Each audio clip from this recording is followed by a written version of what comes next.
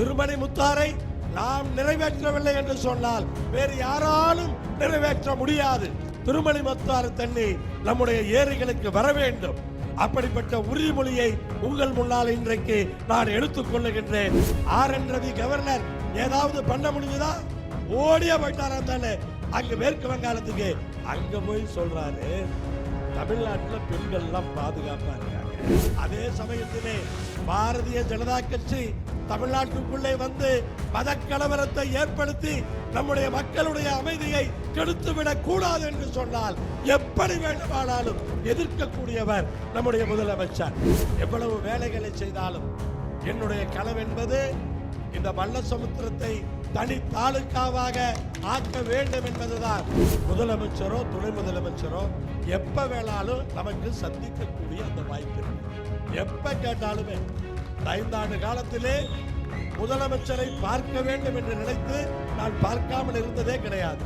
அங்கே முதலமைச்சர் வருகிறார், இங்க உள்ள போன் எடுக்காது, சைட்ல வந்து சொல்றாங்க தேமுதிக கூட்டணி அக்ரிமெண்ட் ஆயிடுச்சு, முதலமைச்சர் போட்டு தான் வர்றாரு அப்படின்னாங்க. அப்படி சொல்லி அளிப்பதில்லை, கிள்ளி மாறி அளிப்பதில்லை. நம்முடைய முதலமைச்சருக்கு இணை முதலமைச்சர் தான். இன்றைக்கு எல்லா சாலைகளையும் நாம் இன்றைக்கு போட்டு இருக்கிறோம். அதே போல இன்றைக்கு திருமணி முத்தாருக்காக அனைத்து முயற்சிகளையும் நாம் இன்றைக்கு மேற்கொண்டு இருக்கிறோம். திருமணி முத்தாரை நாம் நிறைவேற்றவில்லை என்று சொன்னால் வேறு யாராலும் நிறைவேற்ற முடியாது. இனி வருகிற காலத்திலே அடுத்த 5 ஆண்டுகளுக்குள்ளே திருமணி முத்தாறு தண்ணி நம்முடைய ஏரிகளுக்கு வர வேண்டும். அப்படிப்பட்ட உறுதிமொழியை உங்கள் முன்னால் இன்றைக்கு நான் எடுத்துக் கொள்ளுகின்றேன். திருமணி முத்தாறு தண்ணி நல்ல தண்ணி கண்டிப்பாக வரும். தமிழ்நாட்டினுடைய முதலமைச்சர் அவர்களும் தமிழ்நாட்டினுடைய துணை முதலமைச்சர் அவர்களும் அவ்வளவு உறுதுணையாக இருக்கிறார்கள். இங்கே இந்த வழங்கு வாய்க்கால் பற்றி சொன்னேன். பெரிய ஏரிக்கு போற வழங்கு வாய்க்கால் காங்கிரீட் போடுவது, அதை என்னென்னவோ பண்ணி பார்த்தேன். என்னால் 3 வருஷமா கொண்டு வர முடியல. நேரடியா துணை முதலமைச்சருக்கு போன் பண்ண, அண்ணா என்ன வேணும்னு கேட்டாரு. நான் பார்க்கணும் அப்படி இல்லை, என்னன்னு சொல்லிட்டீங்கன்னா நீங்க வரும்போது நான் ரெடி ஆயிடுவேன்னாரு. நான் சொன்னேன் எனக்கு மல்லசமுத்திரத்தில் அந்த வாய்க்காலுக்கு வழங்கு வாய்க்காலுக்கு காங்கிரீட் போடணும், அதுக்கான நிதியை இங்க வந்து நீர்ப்பாசனத்துறையில நீங்க சொல்லணும்னு சொன்ன. உடனே சொன்னாரு அதுக்கேலாம் நீங்க வர்றீங்க, நான் பார்த்துக்கிற விடுங்க, அது நடக்கும் அப்படின்னு அன்னைக்கு உறுதி சொன்னார். என்னன்னா இவ்வளவு விஷயங்களையும் நம்மளால் இன்னைக்கு பண்ண முடியுதுன்னா முதலமைச்சரோ துணை முதலமைச்சரோ எப்ப வேணாலும் நமக்கு சந்திக்கக்கூடிய அந்த வாய்ப்பு இருக்கு. எப்ப கேட்டாலுமே 5 ஆண்டு காலத்திலே முதலமைச்சரை பார்க்க வேண்டும் என்று நினைத்து நான் பார்க்காமல் இருந்ததே கிடையாது. காலையில் தொலைபேசியில் அழைத்து சாயங்காலம் ஃப்ரீயா இருப்பீங்களான்னு கேட்டா சாயங்காலம் ஃப்ரீயா இருந்தா வந்துருன்னு சொல்லுவாரு. சாயங்காலம் இல்லைன்னா நாளை காலையில் 11 மணிக்கு வந்துடுறேன். இவ்வளவுதான் சொல்லுவாரே ஒழிய பார்க்க முடியாது போனதே கிடையாது. அதனால்தான் இவ்வளவு திட்டங்களையும் இந்த 2000 கோடி நிதியை திருச்செங்கோடு தொகுதிக்கு கொண்டு வந்திருக்கிறோம் என்று சொன்னால் அதற்கெல்லாம் இதுதான் காரணம். அதனால எனக்கு இந்த அளவுக்கு முதலமைச்சரிடத்திலே பழக்கத்தை ஏற்படுத்தி கொடுத்தவர்கள் நீங்கள் என்பதை நான் எப்போதும் மறக்க மாட்டேன்.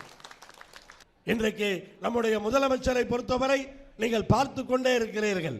இன்றைக்கு கூட்டணி கட்சிகளை எல்லாம் மகிழ்ச்சிப்படுத்துவதற்காக எவ்வளவு தாமதமானாலும் எல்லோரிடத்திலும் எடுத்து சொல்லி எங்களுக்கு ஒரு தொகுதி குறைக்கிறார் என்று சொன்னால் 1 வாரம் என்னிடத்திலே பேசினார்கள். முதலமைச்சர் இடத்திலே எடுத்து சொன்னார். ஒவ்வொரு கட்சியாக எடுத்து சொல்லி பெருந்தன்மையோடு இன்றைக்கு கூட்டணியிலே அத்தனை பேரையும் தேமுதிகவை புதிதாக அது ஒரு சர்ப்ரைஸ். அது நம்முடைய விஜய் சரவணன் சொன்ன மாதிரி தேமுதிக உள்ள வந்தது ஒரு பெரிய சர்ப்ரைஸா கொண்டு வந்து அந்த கூட்டணியிலே சேர்த்தார்கள். அன்றைக்கு காலையிலே முதலமைச்சரோடு பேசக்கூடிய வாய்ப்பு எனக்கு கிடைத்தது. அன்றைக்கு எனக்கு சொன்னார், இன்னைக்கு நான் காலை அன்னைக்கு சட்டமன்றம் நடந்து கொண்டிருந்தது, இன்றைக்கு சட்டமன்றத்திற்கு நான் வரும்பொழுது தேமுதிகவை கூட்டணிக்கு அழைத்து வந்திருப்பேன் அப்படின்னு சொன்னார். அதே மாதிரி அங்கே முதலமைச்சர் வருகிறார், இங்க உள்ள போன் எடுக்காது, சைட்ல வந்து சொல்றாங்க தேமுதிக கூட்டணி அக்ரிமெண்ட் ஆயிடுச்சு, முதலமைச்சர் போட்டு தான் வர்றாரு அப்படின்னாங்க. அப்படி சொல்லி அளிப்பதில்லை, கிள்ளி மாறி அளிப்பதில்லை. நம்முடைய முதலமைச்சருக்கு இணை முதலமைச்சர் தான், அவர்தான் அதை செய்ய முடியும். கூட்டணி கட்சிகளுக்கு எவ்வளவு பொறுமையாக இடங்களை கொடுத்து இன்றைக்கு அந்த அளவுக்கு செய்கிறாரோ அதை போல நான் பல நேரங்களிலே பார்த்தா ஸ்ட்ரிக்டா இருக்கிற மாதிரி தெரியும், ஆனால் பல நேரங்களிலே கலைஞரை போல பேசக்கூடியவர். கலைஞர் எப்படி பேசுவாரோ அதே போல பேசுவார். இப்ப கூட கூட்டணி எல்லாம் முடிவாகி ஒரு தொகுதி குறைச்சு 2 தொகுதி கொடுத்துட்டாங்க. கையெழுத்து போடுறதுக்கு போறோம். கையெழுத்துக்கு போட உள்ள போறப்ப நாங்கள் ஒரு 10 பேர் போயிட்டோம். நம்முடைய நாடாளுமன்ற உறுப்பினர் உட்பட ஒரு 10 பேர் உள்ள போயிட்டோம். உள்ள போனா எல்லாத்துக்கும் சேர் இல்லை. உடனே முதலமைச்சர் சொன்னாரு, கவலைப்படாதீங்க, இங்க எத்தனை சீட்டு வேணாலும் தர்றேன், இங்க பிரச்சனை இல்லை, இங்க எத்தனை சீட்டு வேணாலும் தர்றேன். இது கலைஞர் பேசுவது, இதெல்லாம் பேசுறது கலைஞர். இப்ப சொன்னாரு, அது மாதிரி சொல்லி சேரை கொண்டு வந்து போட்டு எல்லாத்தையும் உட்கார வச்சாங்க. ஆனா இப்படி சொன்னா சொல்லிக்கிட்டே போயிட்டே இருக்கலாம். அதே சமயத்திலே பாரதிய ஜனதா கட்சி தமிழ்நாட்டுக்குள்ளே வந்து மத கலவரத்தை ஏற்படுத்தி நம்முடைய மக்களுடைய அமைதியை கெடுத்துவிடக் கூடாது என்று சொன்னால் எப்படி வேண்டுமானாலும் எதிர்க்கக்கூடியவர் நம்முடைய முதலமைச்சர். அங்க என்ன வேணாலும் அதுக்கு வாய்ப்பே கிடையாது. அதாவது டெல்லிக்கு தமிழ்நாடு அவுட் ஆஃப் கண்ட்ரோல் தான் தைரியமாக சொல்லக்கூடியவர் நம்முடைய முதலமைச்சர். அந்த கவர்னர் ஏதாவது பண்ண முடிஞ்சுதா? RN ரவி கவர்னர் ஏதாவது பண்ண முடிஞ்சுதா? ஓடியா போயிட்டாரு அங்க மேற்கு வங்காளத்துக்கு. அங்க போய் சொல்றாரு, தமிழ்நாட்டில் பெண்கள் எல்லாம் பாதுகாப்பா இருக்காங்க. இந்தியாவிலேயே அவர் பேசுறாரு, இந்தியாவிலேயே தமிழ்நாட்டில் தான் பெண்கள் பாதுகாப்பா இருக்காங்கன்னு அங்க போய் பேசுறாரு. இங்க என்னெல்லாம் குடைச்சல் கொடுத்தாரு, எல்லாம் கொடுத்துட்டு முதலமைச்சர்கிட்ட இந்த குடைச்சல் செல்லுபடி ஆகாது அப்படின்னு சொல்லி ஓடி போனார் அங்க. அதனால இப்படி இந்தியாவிலேயே தமிழ்நாடு மட்டும்தான் அமைதி பூங்காவாக இருக்கிறது.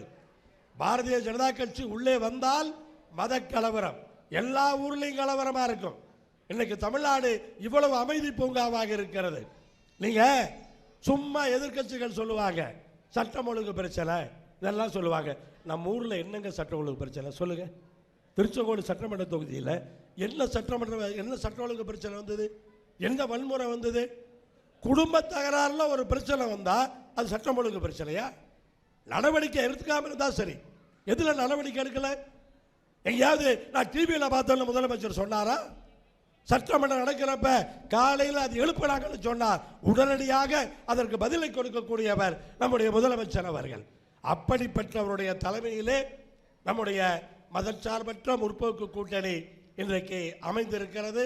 நாம் எல்லோரும் இன்றைக்கு இந்த தொகுதியை மிகப்பெரிய வாக்குகள் வித்தியாசத்திலே வெற்றி பெறுவதற்காக காத்திருக்கிறோம்.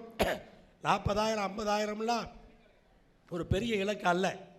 2019 நாடாளுமன்ற தேர்தலிலே உதயசூரியன் இந்த தொகுதியிலே 42,000 வாக்குகள் வித்தியாசத்திலே நாம் வெற்றி பெற்றிருக்கிறோம். மீண்டும் அந்த வரலாறை நாம் படைக்க மாட்டோமா? அந்த வரலாறை நாம் படைத்தோம் என்று சொன்னால் 50,000 வாக்குகள் என்பது எட்டி பிடிக்க முடியாத இலக்கு கிடையாது. அதனால எல்லோரும் நாம் வேலை பார்த்தோம் என்று சொன்னால், இந்த 25 நாட்கள் தீவிரமாக பணியாற்றினோம் என்று சொன்னால் மிகப்பெரிய வெற்றியை பெற முடியும். அதே சமயத்தில் நீங்கள் புரிந்து கொள்ளுங்கள், சென்ற தேர்தலிலே 2800 வாக்குகளிலே என்னை வெற்றி பெற்று சட்டமன்றத்துக்கு அனுப்பினீர்கள். நான் 175 முறை அந்த சட்டமன்றத்திலே பேசினேன். இந்த முறை என்னை 50,000 வாக்குகளிலே நீங்கள் வெற்றி பெற்று அனுப்பும் பொழுது அந்த சட்டமன்றத்திலே நான் 300 முறை இந்த தொகுதிக்காக பேசக்கூடிய அந்த வாய்ப்பு கிடைக்கும். அதற்கான மரியாதை இருக்கும். சட்டமன்றத்திற்குள்ளே நுழைந்தாலே திருச்செங்கோட்டினுடைய சட்டமன்ற உறுப்பினர் 50,000 வாக்குகளிலே வெற்றி பெற்று உள்ளே வந்திருக்கிறார் என்று எல்லோரும் பேசுவார்கள். அப்படிப்பட்ட அந்த ஒரு பெருமையை இந்த தொகுதிக்கு நீங்கள் பெற்றுத்தர வேண்டும்.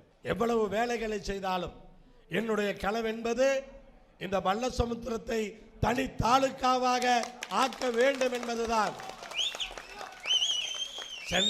சட்டமன்றத்திலே அதை நான் பேசியிருக்கிறேன். வருகிற 5 ஆண்டுகளிலே ஏன்னா நான் சும்மா மல்லசமுத்திரம் தாலுக்கா உருவாக்கன்னு சொல்லல, எப்படி பண்ணி எப்படி பண்ணணும்னு விளக்கமா சட்டமன்றத்தில் சொல்லியிருக்கிறேன்.